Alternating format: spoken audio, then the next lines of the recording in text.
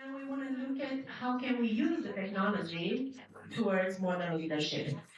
And my thinking went, as the moderator of this panel, to make a mixture of backgrounds. So I hope that Anki can bring that part of strategic view and of course, the prior experience of her having a startup, working in this field for a lot of years. Susan is the new AI director of ICF, and I know what kind of exciting initiatives she's bringing. I have also over there Rebecca that has probably kind of like a mixture of hats, one being also, what's going on inside the MCC. And I love the fact that there has been a lot of initiatives around bringing technology.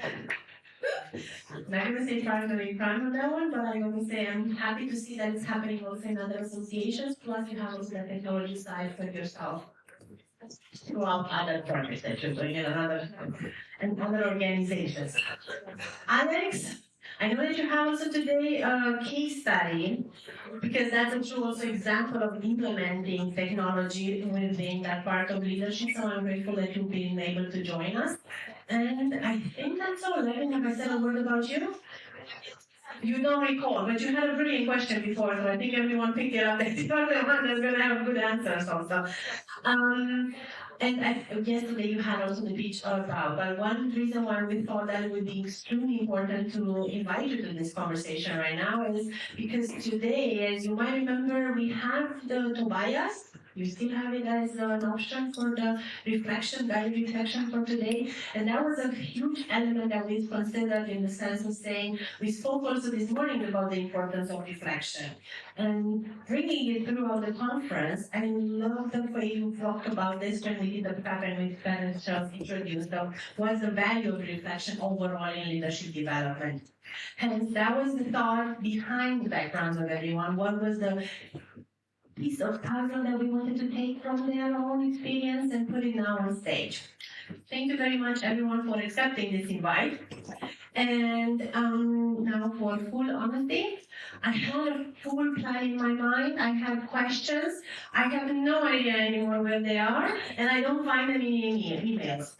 So I just realized that yesterday I heard from a lot of people. Oksana said, you know what? One of the speakers that went like fire was this one. It's very small, I know, but I'll read what it says.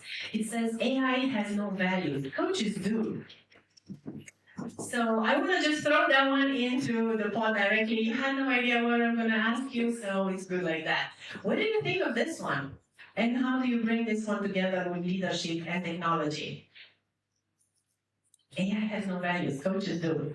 I see Alex excited, so. I think it's a fascinating thought. Do we believe that books have values when we read them? Do we believe that books and other types of human expression have values?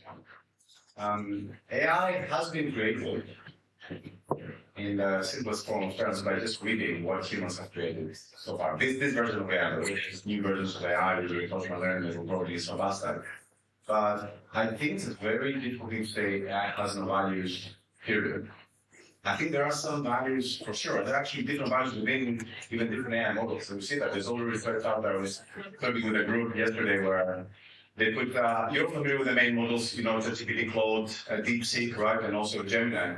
And there's an online game played by humans that's like Risk. That's all about conquering different countries. And I was sharing with the group yesterday, they put the four models to play against each other. Gemini was the best strategically, but OpenAI's model won because it managed to convince Claude that everyone else is evil and kill everyone else. Which is, there is an amazing paper out there, which I'm happy to share with people on that. I think it's very hard to say that AI has no values. I actually think that we should go the opposite way and say, what are the values of the AIs that we're training? And I think it's a more important question than actually say it has no values. Art, books, ideas and values. Let's be on top of those values and understand how they are created, rather than say it has no values. I would like to add to that. Very well, really. Thank you. I would really refer back to a conversation that we had this morning in the breakout rooms. AI itself can be understood as stuff. something that is really hard to understand. Even the developers who build it don't understand it. But also AI can serve as a tool. And tools we understand. We use them. We prompt them. That means we instruct them to do something for us. And if we build an AI coach, as AI coach creators here, we're putting values into the instruction. This is the moment where I would agree, and disagree, AI can have values if we're doing the right job putting it in. But I also want to remind us, we all have different values. We all have values, but they're all different. AIs are trained on different data sets, more or less. Mostly the same, all the data that is available legally or probably also illegally, but that's a different story. So these values are in there, but the question is which ones are the ones that are weighted the most? The one point that I want to add here to this conversation is it's not about the values, it's about the emotions. AI has no human capability to process emotions, and that makes it less human than we are. We have this, and out of the ability to perceive and live through emotions, we build our values because emotions shape our lives. And that's what makes a human coach, because he can connect deeply to the coachee, the experiences, and then hold the space for them. So maybe next year we can do another sticker. AI has no emotion. Thank you. I would go one step further. AI has no consciousness. A very interesting topic around that. But AI has no values. It's the values that we put in. Yeah. So it's us humans bringing our values into a technology, into tools, into creating something.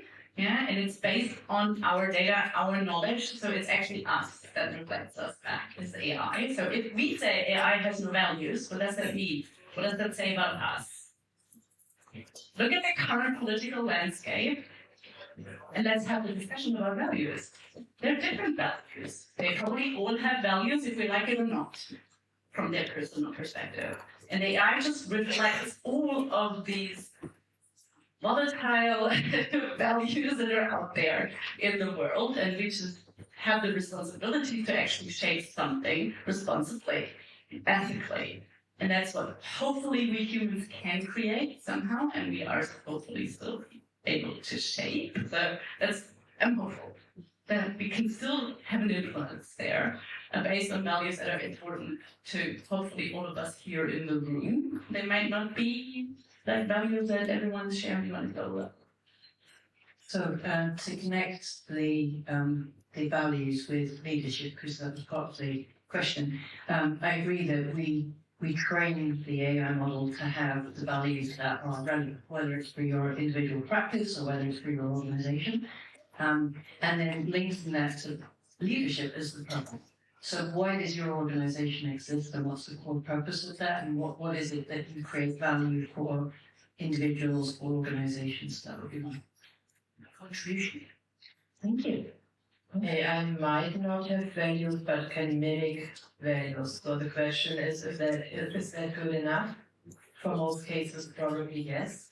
But from a very practical perspective, I see that discussion going on actually. Who's responsible for those values? Is it like the tool provider? Is it like the coaching platform? Is it how do corporations inject their values into AI coaches? So what I see now with all those multi-layered agentic systems being created, it's more the question who's the leading force and who's controlling the whole thing. Thank you for those inputs. And accepting that this is a controversial statement. And that controversy, I think is what we need, is to look at it from different angles. And I remember also when we started this conversation, we were looking at through this concept of using technology. I said, but what's new in that? We've always used technology in a form or another. So the question becomes more of what is new in the way we use technology to support modern leadership right now, and how is that supporting the development of values or injection or looking at values, to your point? How do we use that to the purpose? Okay, cool. I think to your point, leadership has leveraged technology for a long time. All of my career, we've had technology insights from those technologies, and they've transformed the way that we live and we work.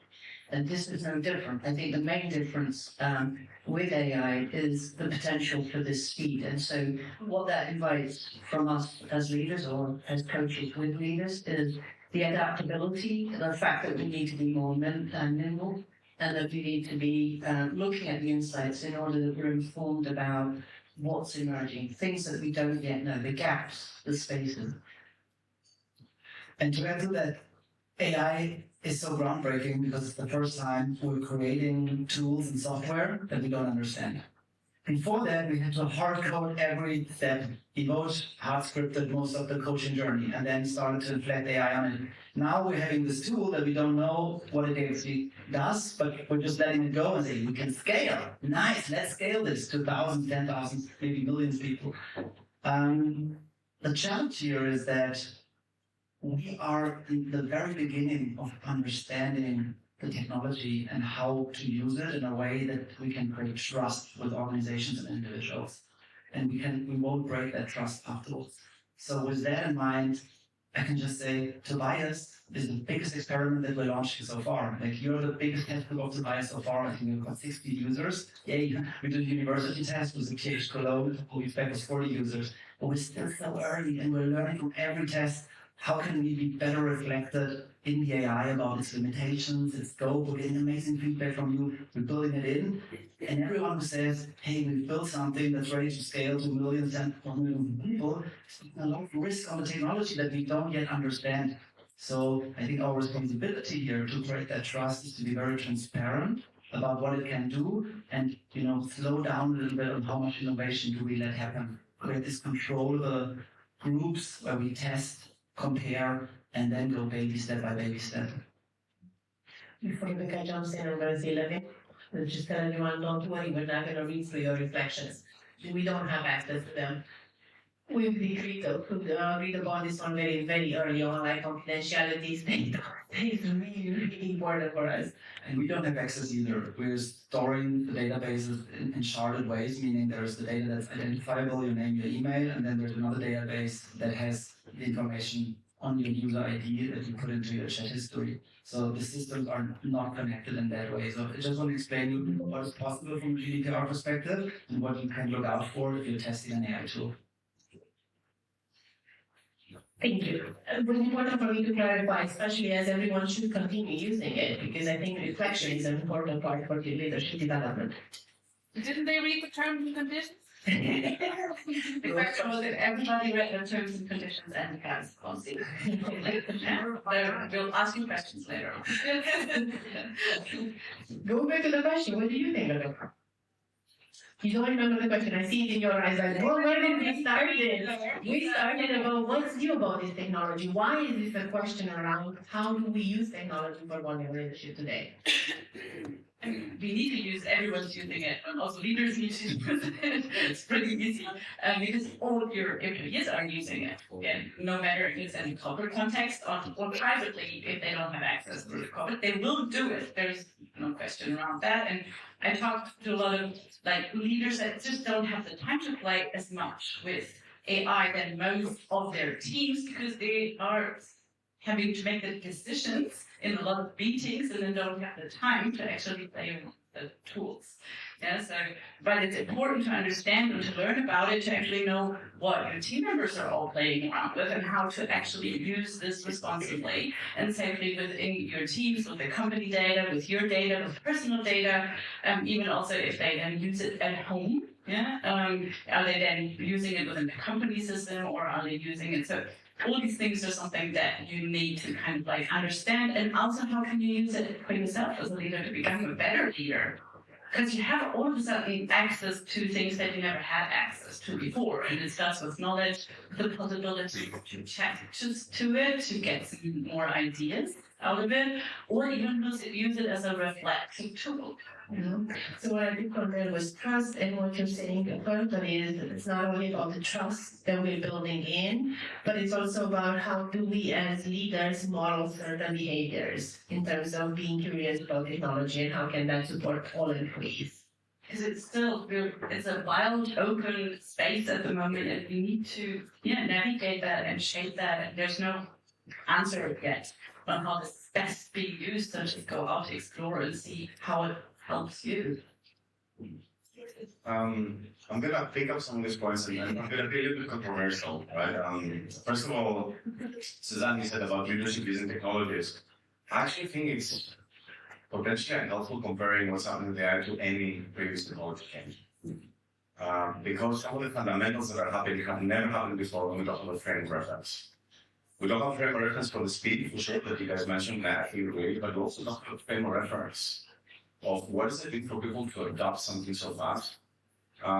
We saw yesterday on Jonathan's speech, we're talking about 30% of the usually hundreds of millions of daily discussions happening just in ChatGPT being on personal device. We're talking about slowing this down, guys. I mean, the cat's not going to be kept in the box. It's already out of the box. It has had kittens. There's cats running around. I think there are areas that we can and should make a stand. I think for me, data privacy and security is probably the most important aspect of that. And I think both regulations and companies need to make a stand on that because that actually can become very, very fast. But I do think as far as adoption and innovation, we will not stop this out there. We'll not be able to define what good and great coaching is because everyone will think that coaching is whatever I do with my interpretive or whatever else. As the leaders, we did not define this before ChatGPT. Are we going to go and help people understand what's the difference between non-directive and directive and whatever else? It's not going to happen.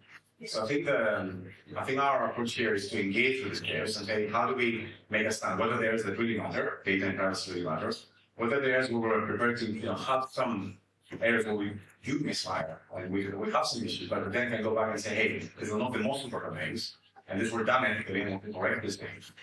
And build solutions that genuinely work for people, that genuinely address people's needs. And in leadership, this is particularly important. I find amazing. I've played with a lot of AI coaching models that are for leaders. There's a few out there, some of them I mentioned here. They're not just for coaching, they're for the back. And guess what? If my manager never had 5 minutes or 10 minutes from me, which by the way gets worse the more you grow in a business, right? The higher you grow, the less time you get from your manager to advise them in fundamental things. Then having a super experienced coaching model that gives them advice, it's actually very helpful. Going from zero to that is amazing. And that is not enough, because that doesn't necessarily translate into, hey, can I actually change my career? Can I do something better? So I think that's that combination of engaging the kickers and saying, hey, where can we use it as useful? Building secure and private solutions is super important, and also building useful stuff. Things that reader can use. No matter what we think about AI coaching models, there's a big usefulness for them out there. I think there's a big usefulness for AI, for example, that's what we're working at the data, providing objective insights and metrics on what happens in real life discussions. And also potentially providing specific personal coaching how to improve my behavior, not just what I know. So these are like some of the options, and I think embracing the chaos and working within that is the best that we can do as an industry and also as developers of this technology. I think in B2B we are far from somewhere close after life cycle. There's a lot of discussion, but there's a lot of fear. There's all those, how do I comply? How do I set that up? There are those discussions. Do I want to build something myself? Do I want to buy something ready-made? So from the audience here today, I think what's new that we really talk about it mainstream, but we don't apply it yet mainstream. Completely different to what you mentioned, of course, 4 of the top 10 Gen AI use cases being something around personal reflection, coaching, life help. That's a big difference. So what we can't afford now is like 21 different coaching associations developing their own standards, taking 5 years each to develop and then setting them out. And so buyers and users are completely confused with what's going on. I think we now have to move fast to really set some guidance. If we don't, the free market and all the open GPTs out there will win. So that's not what we want. So my message today was new. We have to talk and we have to work together fast. So just to agree with Erica, thank you for raising that. I think there are standards out there, ICF has them, so does the MCC, etc. So, but they aren't going to be static. You know, we need to keep understanding how the market evolves. And I think the other thing that is going to be helpful for any coach and client eventually is, you know, to make sense of the market for them. So that's something that we're interested in finding a way to do that, so that you can understand the difference between an Avida or Coachbot, and you know, are they the same? Am I buying the same product, etc. Thank you for that. You bring me actually in the direction of what I invite you to close up this conversation. I know that everyone is looking forward to go outside and have some drinks and lunch. 7 minutes, bear with me. So I'm hoping that if we go through a round, it's going to be 5 plus 2 to close, we get to 7. I was looking at you sitting there, and you know what I remember when, Anke, you were talking about buyers. I remember, Anna, when you had the Coaching and Technology Summit, go like this so I can see you, 2 years ago, and on stage in New York, you had 2 organizations. There was the HR VP from Colgate, if I'm remembering correctly, and there was another HR VP. I'm not sure if it was, I think it was some sort of it was a pharmaceutical company. And both of them, they were talking about introduction of AI coaching in their own organizations. They were top HR people. We're not today, it's already 2 years ago. And there was a beautiful conversation, how amazing, and they were already clients of companies introducing it into their business. And at some point, one of them said, yeah, but you know, I still want to make sure that my employee, when they click that button, they can talk to a human. And that stuck with me, exactly this thing of we can debate it as a community, we can talk about it, we can look at it, we can see the value, but at the end of the day, what does that mean for organizations? Why would they say yes to this? So might be a bit of a challenging thing right now, but I'm curious, what do you think of that? How did this evolve from 2 years ago when we've seen this HR people saying, no, but I want to make sure that they can get somebody on immediately a human? How do you see it now? Organizations being interested and willing to adopt it? I personally haven't seen a lot of organizations, especially here in Europe, adopting AI as standalone at scale. But maybe I just don't have the know-how about that. I think we're still very, very early. They're building strategies, they're planning tests. That's at least was the companies that we're working with, from kind of mid-market up to DAX level. And the other bit is it has to be human-centric. Why?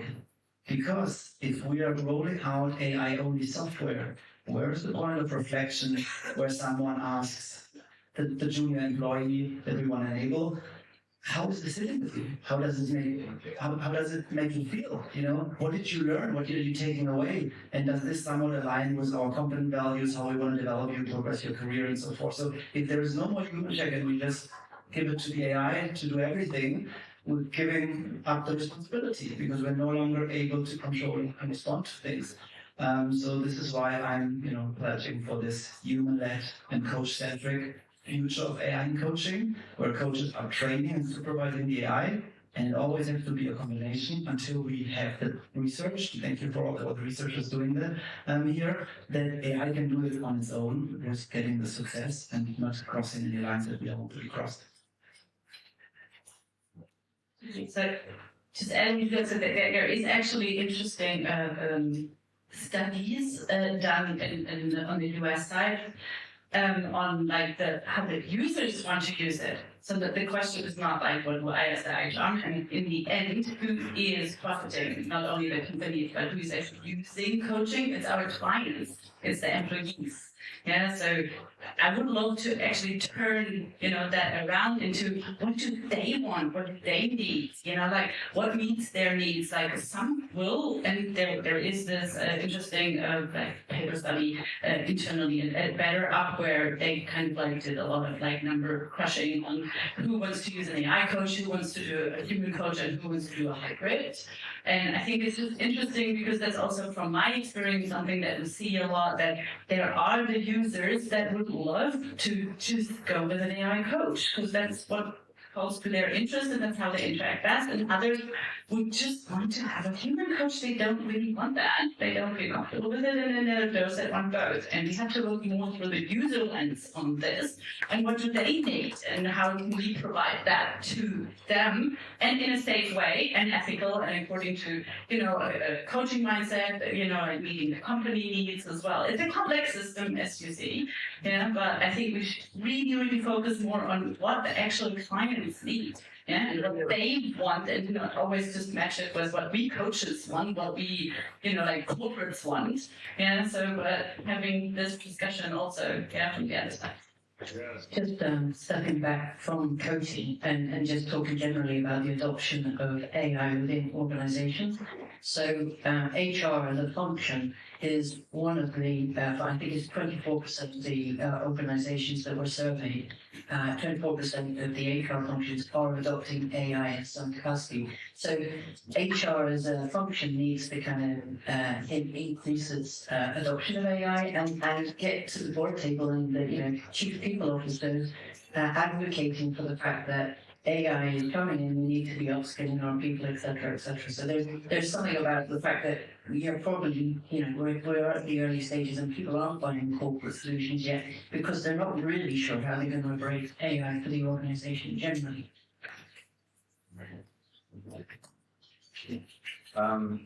A couple of things on this. First of all, I do think there's a divide between what's happening in Europe and what's happening in the US and China or the world. And I think we need to recognize that. And the divide exists at a company level, it doesn't exist at a user level.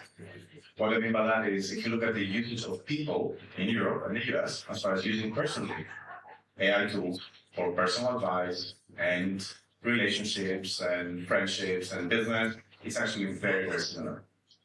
When you look at companies out there, it's actually very different. American businesses are moving generally at a much, much faster pace. We've had students, 90% of the business that work with our America, we work with some amazing European companies. Even from the first meeting to actually having something in place. If I tell you the timelines, we've had massive organizations in the US that, including, by the way, the major I'm going to talk about, where we went within 2 months from nothing to actually having building secure APIs for exchange of data. We had one organization, which I will not mention, an amazing business in the UK, that we are 14 months in. And we're going through a process of security and data and audit, and it's moving. There's always a reason why it's a little delayed. So I think there's a massive difference between large organizations in the US and here. There's also another difference, which is when you look at startups around the world. There's always a great way to look at what's happening in the market by looking at startups. They have all pulled it up there. We're now having almost no seed rounds happening, or sorry, pre-seed rounds, which is the very early stage, with companies that do not have some form of usage in AI. And recently, the biggest pre-seed investor in the world, Techstars, have pretty much said we will almost only invest in companies that they might be solving world problems, like water, for example, but they're using AI to do that. So there's a delay, and I think Europe is not particularly ahead of us. So that's number one. Number two, there's a usage element, which is what Rebecca said. I fully buy into the idea. Let's see what people actually want to do. And the reality is that most people won't find out what they want to do by the commercial applications.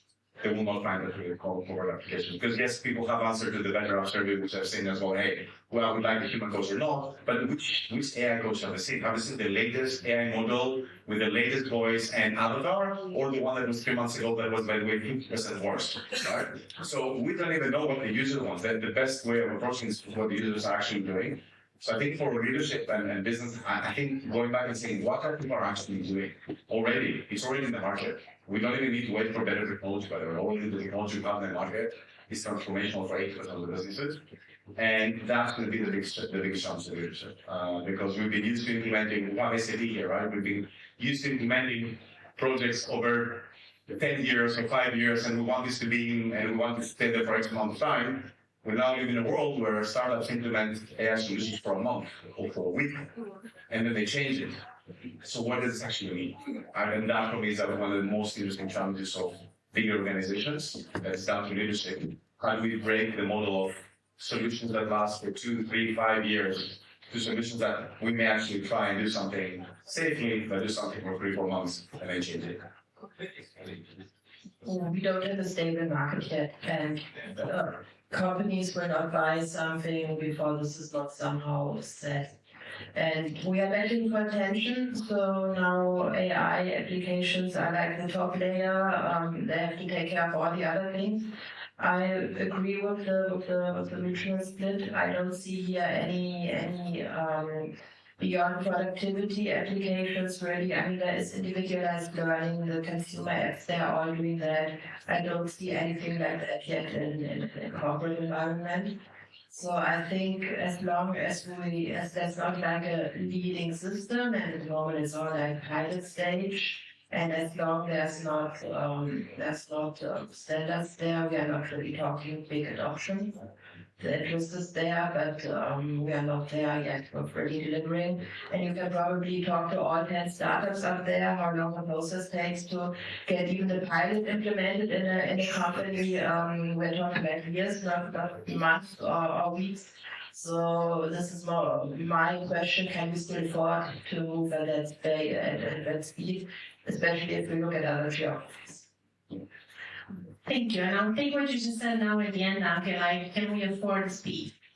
So I think it's a question for us also to look at what's the speed that we want to have our reflections in this crystal ball. How often do we want to go back and see what is changing, what do we need to adjust on ourselves and in the company that we're working. Thank you very much for your input. I'll leave it with you, this picture. For me, it just resonates very much this part of right now. Like, it's still a crystal ball. We still don't know what's there in the future. And we'll be happy to see what do you see in that crystal ball also next year and slowly every, maybe faster with the speed, not just in 1 year, but in the crystal ball quarterly. Thank you very much. If you have any questions for us, please ask us.